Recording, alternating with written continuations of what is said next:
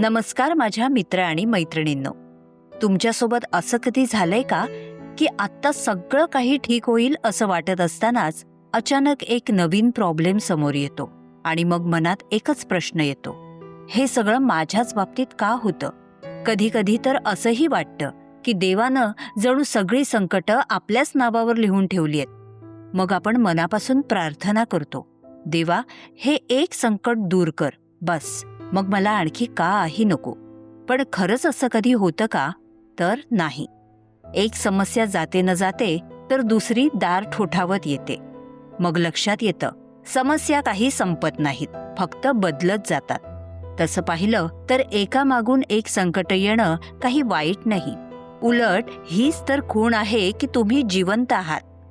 एकदा एका माणसानं एका ज्ञानी गुरूंना विचारलं, गुरुवर्य, या जगात खरी शांतता कुठे मिळते?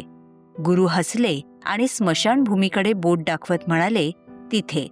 कारण तिथे ना कोणाला वीज बिलाची चिंता असते, ना EMIची, ना मुलांच्या शिक्षणाची, ना उद्याच्या भविष्याची. जोपर्यंत आपण श्वास घेतोय तोपर्यंत आयुष्यात आव्हानं येणारच. म्हणून समस्यांना शत्रू समजू नका, कारण त्या आपल्या आयुष्याचाच भाग आहेत. तुम्हाला आणखी एक गोष्ट सांगू, आपल्याला ना असं नेहमी वाटतं की एकदा का पैसे आले की सगळ्या चिंता संपतील. पण खरंच असं असतं का? मोठमोठे उद्योगपती आणि यशस्वी लोक यांच्या आयुष्यात काहीच समस्या नसतात?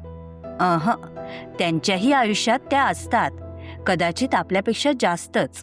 फरक फक्त एवढाच असतो, आपण महिन्याचा खर्च कसा भागवायचा याचा विचार करतो, तर त्यांची चिंता हजारो कर्मचाऱ्यांचं भविष्य, बाजारातील चढ उतार आणि मोठ्या निर्णयांची असते.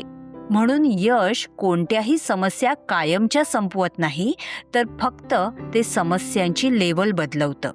म्हणून तुमच्या आयुष्यात मोठी आव्हानं येत असतील तर अजिबात घाबरू नका. उलट स्वतःला बजावून सांगा की मी पुढच्या टप्प्यावर पोहोचतोय.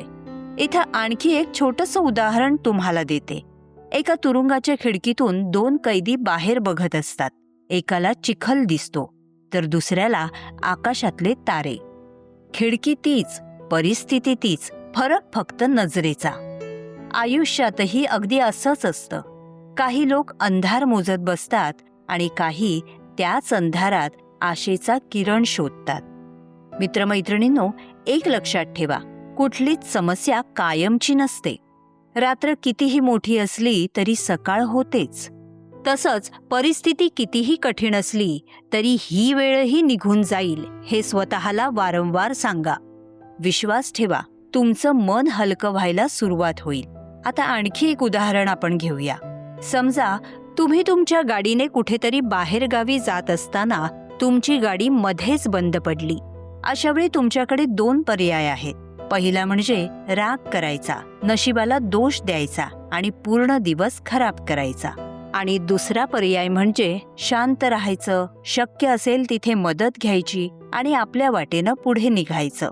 घडणाऱ्या घटना आपल्या हातात नसतात, पण त्यावरची आपली प्रतिक्रिया मात्र पूर्णपणे आपल्या हातात असते.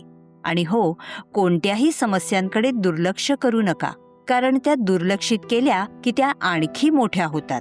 घराचं छप्पर गळत असेल तर खाली बादली ठेवून प्रश्न सुटत नाही, तर गळती नेमकी कुठे आहे हे शोधावंच लागतं.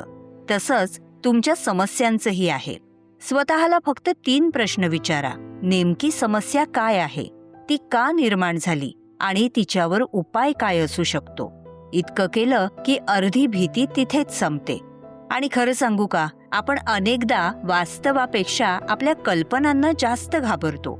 जसं की नोकरी गेली तर, लोक काय म्हणतील, उद्या काय होईल. पण वास्तव आपल्या कल्पनेइतकं भयानक फार कमी वेळा असतं.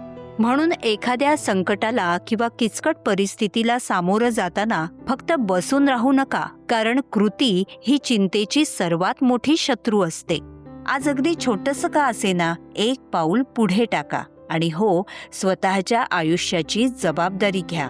जोपर्यंत आपण म्हणतो माझं नशीब खराब आहे, लोकांमुळे माझं आयुष्य बिघडलं, तोपर्यंत आपण आयुष्याची चावी दुसऱ्यांच्या हातात दिलेली असते. पण ज्या दिवशी तुम्ही म्हणाल आज मी जिथे आहे त्यासाठी मीही जबाबदार आहे, त्या दिवसापासून तुमचं आयुष्य बदलायला सुरुवात होईल. आणि शेवटची एक महत्वाची गोष्ट, सगळ्याच प्रश्नांची उत्तरं आपल्याकडे असतात असं नाही. कधी कधी एका मित्राचा एक सल्ला, एका शिक्षकाचं एक वाक्य किंवा योग्य व्यक्तीची मदत आपलं संपूर्ण आयुष्य बदलून टाकते. म्हणून मदत मागायला कधीही लाजू नका. आणि शेवटी हे कायम लक्षात ठेवा की लोखंड आगीत तापल्याशिवाय पोलाद बनत नाही.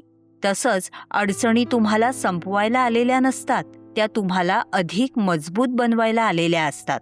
म्हणून पुढच्या वेळी संकट समोर येईल तेव्हा स्वतःला फक्त एकच गोष्ट सांगा, हो, आज माझी वेळ आणि परिस्थिती कठीण आहे, पण मीही काही कमी नाही.